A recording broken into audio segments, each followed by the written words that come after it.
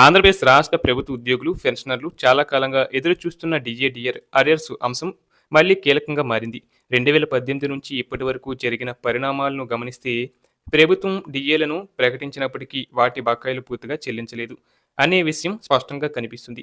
2019 జనవరి నుంచి డీఏ 2.73%గా ప్రారంభమై 2019 జూలైలో 7.28%, 2020 జనవరిలో 10.92%, 2020 జూలైలో 13.65%, అలాగే 2021 జనవరిలో 17.29% వరకు పెరిగింది. అయితే కరోనా పరిస్థితుల కారణంగా 2020, 21లో 3 డీఏలు ఫ్రీజ్ చేయబడటంతో ఉద్యోగులు, పెన్షనర్లకు భారీగా అరియర్స్ పేరుకుపోయాయి. తర్వాత 2021 జూలైలో 20.02% మరియు 2022 జనవరిలో 22.75%గా పెంచినా ఆ మధ్య కాలానికి సంబంధించిన బకాయిలు వెంటనే చెల్లించలేదు. ఇక పెన్షనర్ల విషయానికి వస్తే డీఆర్ కూడా అదే విధంగా పెరిగింది.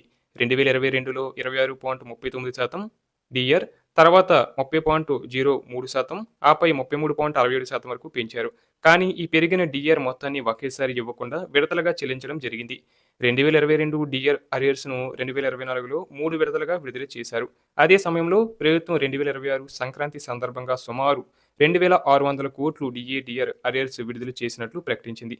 ఈ చెల్లింపుల ద్వారా లక్షలాది ఉద్యోగులు, పెన్షనర్లు లాభపడినప్పటికీ అందరికీ పూర్తి బకాయిలు అందలేదనే విమర్శలు కొనసాగుతున్నాయి. ఇప్పటికే ముఖ్యంగా 2018 నుంచి 2021 మధ్య ఫ్రీజ్ చేసిన డీఏ కాలానికి సంబంధించిన అరియర్స్, పీఆర్సీ షిప్మెంట్ తేడాలు, పెన్షనర్ల డీఆర్ తేడాలు పూర్తిగా క్లియర్ కాలేదు. సిపిఎస్ ఉద్యోగుల విషయంలో పరిస్థితి ఇంకాస్త క్లిష్టంగా ఉంది. వారికి రావాల్సిన డీఏ అరియర్స్ను పూర్తిగా నగదు రూపంలో ఇవ్వకుండా ఎక్కువ భాగాన్ని ప్రాన్ అకౌంట్స్లో జమ చేసినట్లు ప్రభుత్వం చెబుతుంది.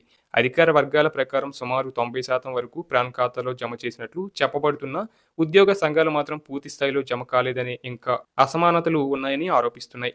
ఇక తాజా సమాచారం ప్రకారం ట్రెజరీ సాంకేతిక సమస్యల కారణంగా అరియర్స్ చెల్లింపుల్లో ఆలస్యం జరిగినట్లు అధికారులు తెలిపారు. ముఖ్యంగా 2018, 19 సంవత్సరాలకు సంబంధించిన డీఏ అరియర్స్ ఈ మే నెలలో చెల్లిస్తామని హామీ ఇచ్చినట్లు ఉద్యోగ సంఘాలు చెబుతున్నాయి.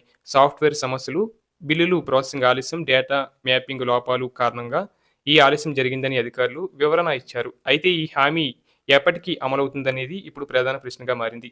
ఉద్యోగ సంఘాలు, పెన్షనర్ల సంఘాలు ప్రభుత్వం వెంటనే అన్ని పెండింగ్ డీఆర్ అరియర్స్ క్లియర్ చేయాలని, సిపిఎస్ ప్రాన్ ఖాతాల్లో పూర్తి మొత్తాలు జమ చేయాలని, ఫ్రీజ్ చేసిన డీఏలను పూర్తిగా విడుదల చేయాలని, పీఆర్సీ షిప్మెంట్ తేడాలను వెంటనే చెల్లించాలని డిమాండ్ చేస్తున్నాయి.